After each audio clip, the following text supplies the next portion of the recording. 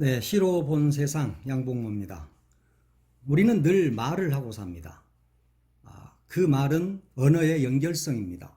그래서 언어는 서로 의견을 전달하면서 소통하는 그런 수단이라고 할 수 있겠습니다. 그렇다면 이 언어를 어떻게 사용해야 할까 하는 의문을 갖지 않을 수 없습니다. 이 언어라는 게 사람들 간의 소통의 수단으로만 이용이 되고 있느냐? 그건 아니죠. 이 언어를 통해서 우리는 문학이라는 장르를 구축해 왔습니다. 괴테는 시가 나를 쓰는 것이지 내가 시를 쓰는 것은 아니다, 이런 말을 했습니다.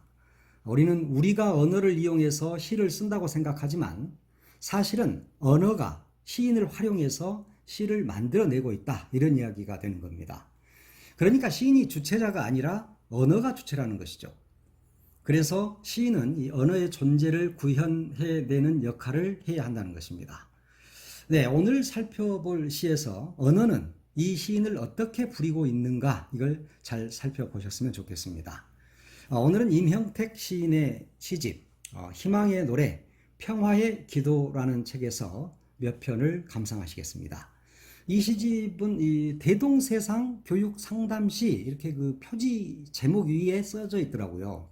하지만 이 시집에는 교육 상담시뿐만 아니라 자전적 시와 함께 시인의 철학과 고뇌가 담긴 시들도 굉장히 많습니다. 이 한 권의 시집에서 몇 편을 골라서 함께 이야기를 나눠보겠습니다. 임형택 시인은 대학 교수입니다. 광주대학교 청소년 상담 평생교육학과 교수로 재직 중이고요. 학교에서 여러 보직을 역임했습니다. 그리고 광주 남구 청소년 복지센터장 등 청소년 상담 전문가로 활동을 하고 있습니다. 교수님이니까 학술지를 굉장히 많이 펴내셨고요. 이번에 희망의 노래, 평화의 기도라는 시집을 발간했습니다. 시인으로는 2016년 월간 모던 포엠으로 등단했습니다. 임형택 교수님은 워낙 이력이 많아서 다 소개하기는 좀 어렵고요. 이 정도만 하겠습니다. 네, 먼저 맨 첫 장에 나오는 슬픈 낙관주의자의 희망의 노래라는 시를 보겠습니다. 슬픈 낙관주의자의 희망의 노래, 임형택. 암울하고 아팠던 시절, 12월 달력만 한 장 남았다고 스스로를 주관적 오류 감옥에 가둬두고 해야만 된다는 강박관념을 지니고 하고 싶다는 절박한 자각을 외치며 할 수 있다는 뒤늦은 성취를 맛보고 다시 도전했던 찬란한 슬픔의 시기에 누군가가 저에게 속삭여줬습니다. 너는 슬픈 낙관주의자라고. 그러기에 삶은 더 극하고 먹먹했습니다. 그러기에 배움은 더 간절하고 달콤했습니다. 더욱 희망의 노래가 가슴에서 샘솟았습니다. 젊은 시절만큼 하늘을 보지 못하고 앞만 보고 살아가다가 몇 년 전 찾아간 고우의 고향 생가와 고우가 바라본 그 하늘을 음악과 시에서 찾았습니다. 그간의 만남, 어울림과 배움, 열림을 통해 느끼고 부대끼면서 깨친 오랜 기간 간직한 가슴속 희망별 한 움큼을 쑥스럽지만 살펴시 펼쳐 보입니다. 무거웠던 12월 달력이 넘어가더라도 또 다른 빛깔의 새 달력이 살아가는 동안 희망과 감사의 선물로 주어진다는 섭리를 매일 체험하고 있으니까요. 네, 이 시는 시인이 살아온 길을 자신에게 이야기하는 독백, 이렇게 보이지만 실은 지인에게 이야기하듯이 풀어내고 있다, 이런 특징이 있습니다. 슬픔이라는 단어와 낙관주의자라는 말은 상치되는 말입니다. 낙관주의자는 슬프지 않죠. 희망적이니까요. 또 슬픔을 간직한 사람이 낙관주의자가 되기도 쉽지 않습니다. 낙관주의라는 낙관주의라는 것은 세상을 희망적으로 보는 경향이 있는 사람을 가리키는 말이잖아요. 그런데 슬픈 낙관주의자라고 명시하고 있습니다. 그리고 여기에 희망이라는 언어를 조합했습니다. 제목으로 보면 낙관주의자인데 슬픈 화자가 희망을 찾아가는 시, 이렇게 볼 수 있겠습니다. 화자는 12월 달력이 한 장 남았다고 스스로를 감옥에 가둡니다. 그 감옥은 주관적 오류라는 감옥입니다. 누군가가 해석할 필요도 없이 나의 감옥은 나 스스로 주관적 오류에 의해 갇혀 있다는 것을 확정적으로 이야기하고 있습니다. 해야만 한다는 강박, 또 하고 싶다는 갈망, 시에서는 절박한 자각이라고 했습니다만 그것은 드디어 할 수 있다는 희망으로 바뀌고 다시 도전하게 되는 것입니다. 그런데 그 도전은 찬란한 슬픔의 시기에 맛보는 것이었습니다. 슬픔과 찬란함이 섞이고 슬픔과 낙관주의가 섞이고 있습니다. 혼돈의 시기를 살아온 시인의 인생을 엿볼 수 있는 그런 대목입니다. 그런 중에 누군가가 너는 슬픈 낙관주의자다 이렇게 말을 해줍니다. 슬픔의 시기에 빛이 뻗어나오는 찬란한 시기에 말입니다. 이 살아온 궤적은 슬픔일지 모르나 그 슬픔은 낙관주의자의 것으로 환치되고 있습니다. 낙관주의자가 갖는 슬픔은 뭘까요? 그것은 희망을 갖지 못했을 때 나오는 것입니다. 그렇기 때문에 시인은 이 슬픈 낙관주의자가 아니라 불굴의 낙관주의자, 희망을 찾아가는 낙관주의자 이렇게 볼 수 있겠습니다. 그간의 만남, 어울림, 배움, 열림을 통해서 희망별 한 움큼을 펼쳐 보이고 있다. 이 부분에서 이걸 분명히 보여주고 있지 않습니까? 그래서 이 시는 슬픈 낙관주의자의 노래가 아니라 슬픈 낙관주의자의 희망의 노래가 됩니다. 무거웠던 12월의 달력이 넘어가더라도 또 새 달력이 희망과 감사의 선물로 주어진다고 하고 있지 않습니까? 여기서 말하는 달력은 새 날, 또다시 펼쳐지는 내일의 희망을 말하는 것입니다. 그런 섭리를 체험하고 있다는 부분에서 달관의 경지에 이른 시인의 모습을 보여주고 있습니다. 주관적 오류라는 감옥에 갇힌 젊은 날을 돌아보면서 이제는 삶의 섭리를 깨친 희망의 노래라고 할 수 있겠습니다. 시인 역시 시인의 말에서 젊은 시절부터 한 슬픈 낙관주의자는 순수한 자기 고백이자 진솔한 마음 탐구 시간을 참으로 많이 보냈다. 온전한 삶과 대동세상을 향한 간절한 성찰과 절박한 실천의 끝없는 여정을 가고자 한다라고 밝히고 있습니다. 이런 부분을 봤을 때 앞으로도 더 훨씬 정진할 수 있는 희망적으로 앞으로 나아가고 싶다는 그런 소망을 볼 수 있습니다. 네, 두 번째로 살펴볼 시는 내려놓고 비움이라는 시입니다.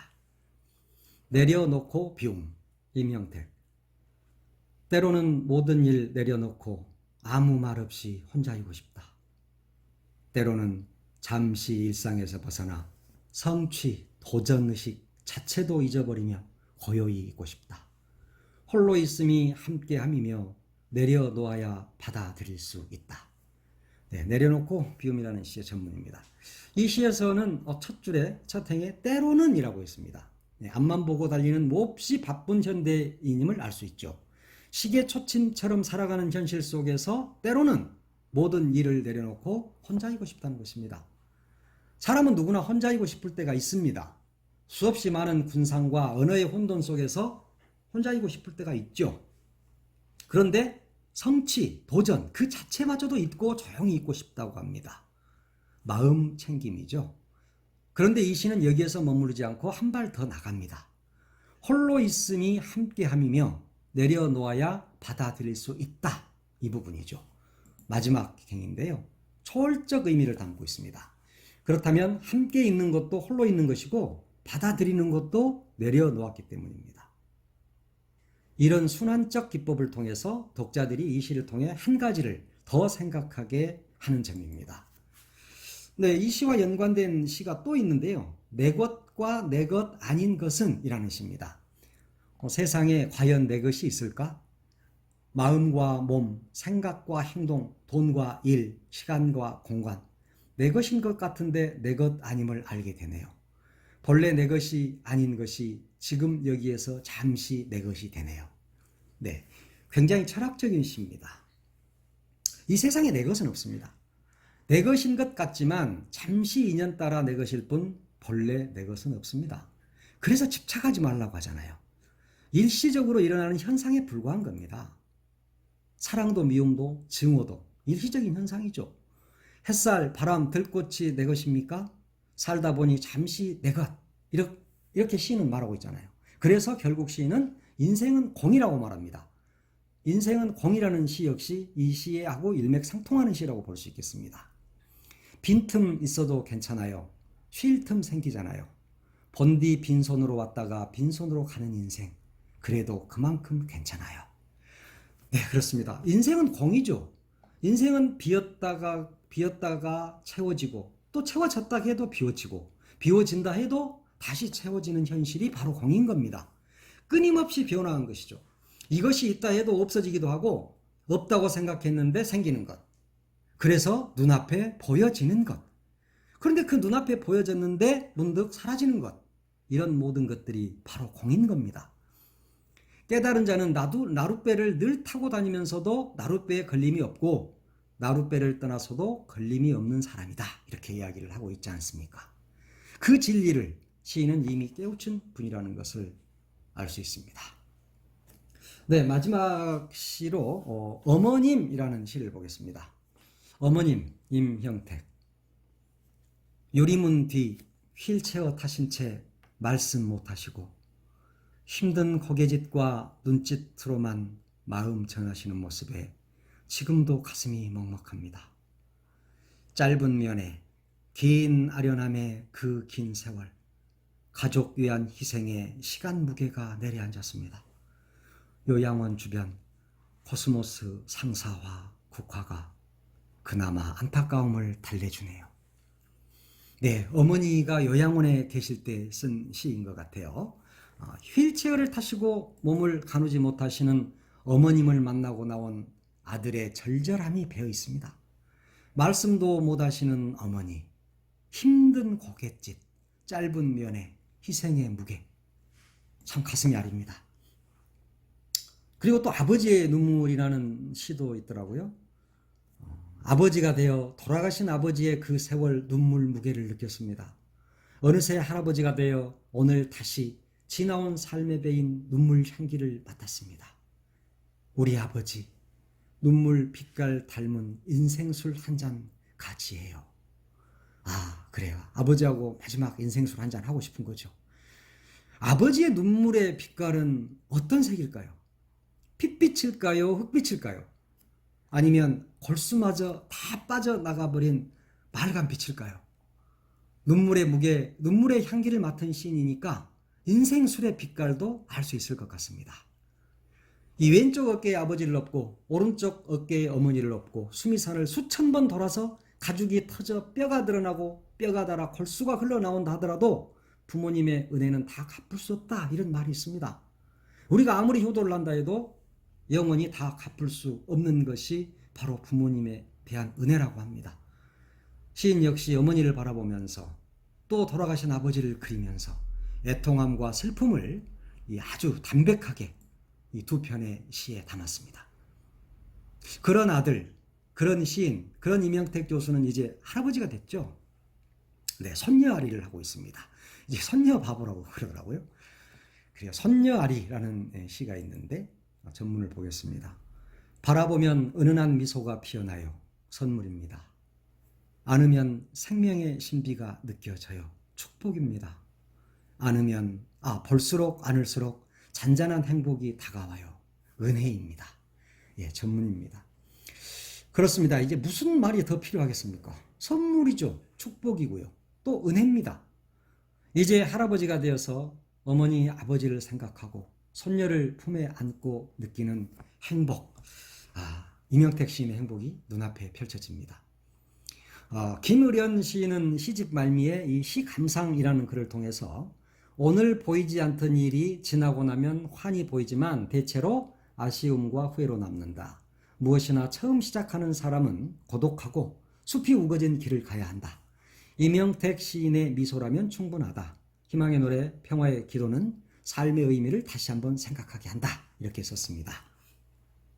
네, 이 시집은 희망과 환경, 평화, 교육을 아우르는 멋진 시집입니다. 특히 시집 한 권을 통해서 임영택 시인의 삶과 시인이 추구하는 가치, 그리고 삶의 철학까지도 들여다볼 수 있었습니다. 비움의 멋, 채움의 겸손, 또 교육자로서 세상의 지표가 되고자 하는 열망, 이런 작품들이 시인이 꿈꾸고 시인이 갖고 온 세상의 밝은 빛이 되기를 소망합니다. 오늘은 임영택 시인의 시집 희망의 노래, 평화의 기도를 살펴봤습니다. 시로 본 세상 양복무였습니다. 감사합니다.